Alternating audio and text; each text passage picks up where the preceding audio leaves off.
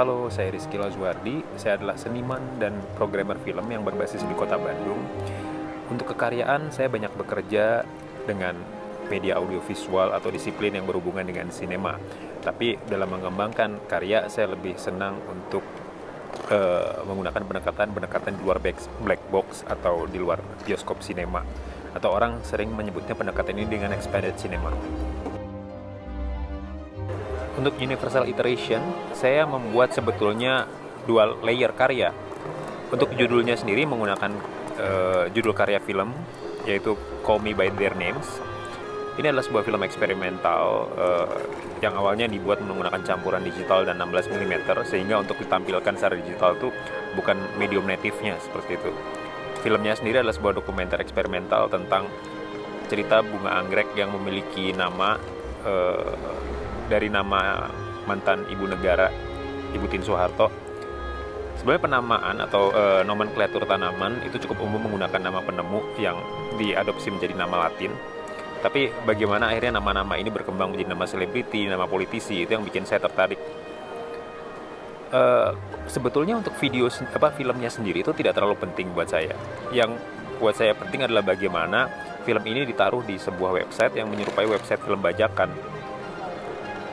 Biasanya dalam mengkonsumsi film di internet, kita sudah terbiasa dengan layanan over the top kayak Netflix atau Mubi seperti itu. Nah, ketika ada orang yang tidak ingin berkomitmen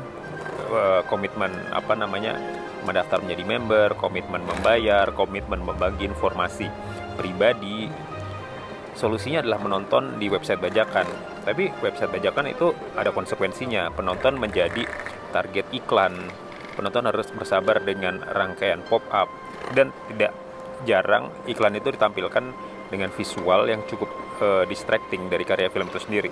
Nah, menurut saya ini yang menarik, bagaimana orang-orang itu memilih berkomitmen terhadap hal-hal ini dibandingkan komitmen yang legal dan secara normatif formal gitu, kayak membayar atau menjadi member. Menurut saya di sini ada perilaku konsumen menonton sinema yang menurut saya spesifik ya, maksudnya itu tidak kita jumpai di pengalaman menonton black box. Mengenai emisi dari perkembangan teknologi internet, saya akan coba spesifik pada jejak karbon dari menonton video di internet atau menikmati film di internet. Penelitian sudah banyak, tapi dinamika atau negosiasi mengenai penelitian ini tuh cukup banyak. Yang paling penting tuh dilakukan, yang paling notable tuh dari Shift Project yang menyatakan konsumsi video di internet tuh jejak karbonnya significantly sangat besar, tapi itu direvisi oleh George Kamiya di International Energy Association yang biasa meneliti tentang fossil fuel.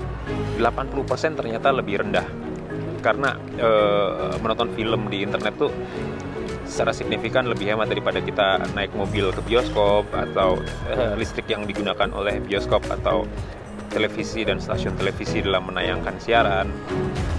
Tapi yang paling penting bagi karya di Universal Iteration, website film bajakan itu adalah website yang tidak terdeteksi dari penelitian ini, karena mereka tidak punya keterbukaan data yang jelas, sukai bypass sistem keamanan atau digital rights management. Buat saya disinilah menariknya, negosiasi itu akan terus ada gitu.